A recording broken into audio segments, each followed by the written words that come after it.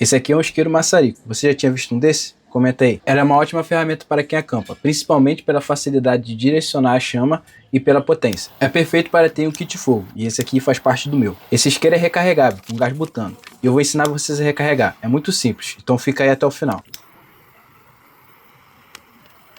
O gás que eu vou usar aqui é o Aster GL3000, mas você pode usar da sua preferência, desde que ele seja de butano.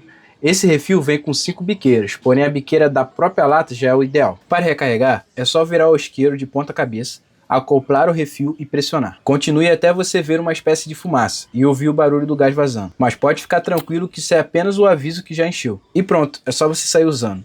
Se você quiser o link desse gás e do isqueiro, comenta aqui embaixo.